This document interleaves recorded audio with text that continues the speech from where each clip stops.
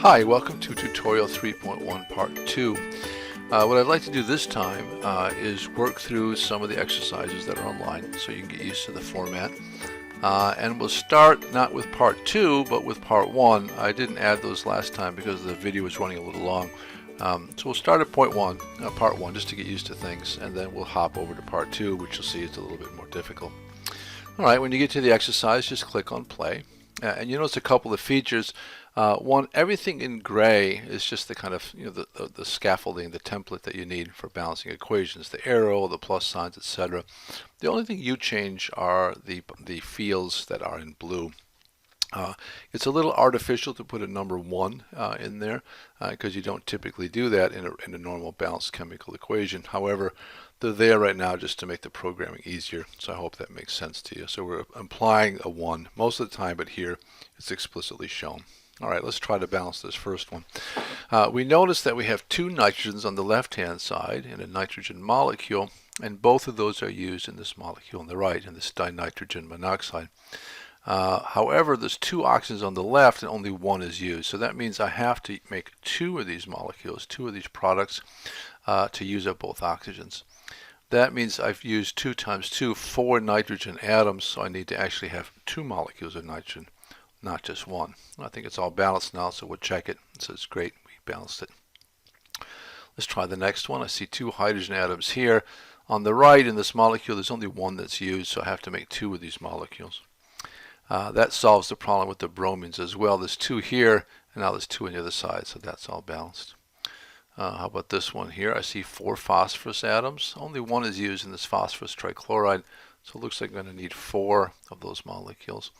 3 times 4 is 12 chlorines are needed. They come in pairs, so I'm going to need 6 of these pairs. Alright, so maybe 1 or 2 more of this easier type. The making of water, we're familiar with that. 2 oxygens have to be used up. The hydrogens are all set. 2 oxygens used up means I'm going to make 2 water molecules, and that means I need to have 2 hydrogen molecules that are used. Okay, I think good enough for these. Let's move on back now to part 2, because those are a little bit harder, and it would be nice if we can kind of go through those a little more slowly so that we can follow things along. Alright, let's try this first one.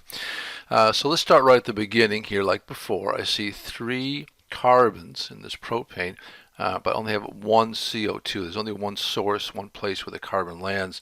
So I know I have to make 3 of those carbon dioxides for every one of these molecules to use up those carbons.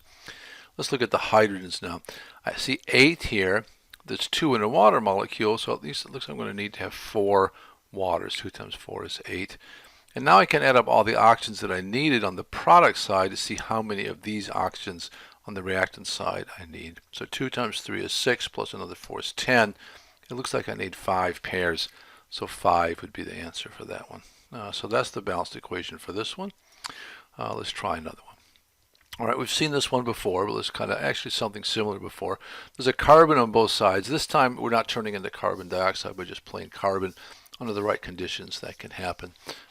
So carbon is balanced. The 4 hydrogens are not balanced. I need to make 2 of these water molecules to use up 4 hydrogens. And now the oxygens, I have 2 here and 2 here, so it looks like that's all balanced. No, it says no, oh, I made a mistake. Yeah, sure. Notice what I did here. Silly. There's a carbon here and a carbon here.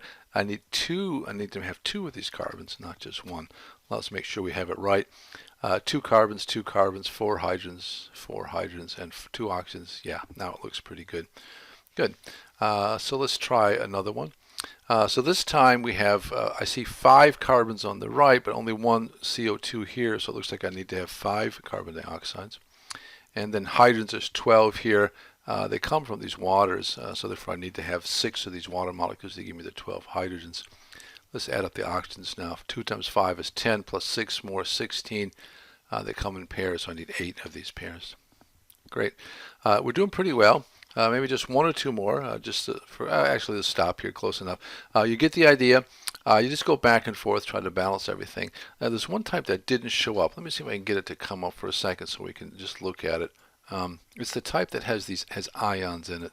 I'm going to just futz here and look at these for a second. Oh, good. This is the type right here.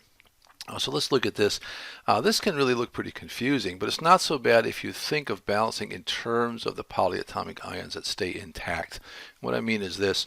Don't try to balance this nitrogen by itself. Think of this as this nitrate group that you see on the left and on the right, and that will make your life much easier. Let me show you what I mean. 3 silvers are on the right, so I know I need to have 3 of these silver nitrates.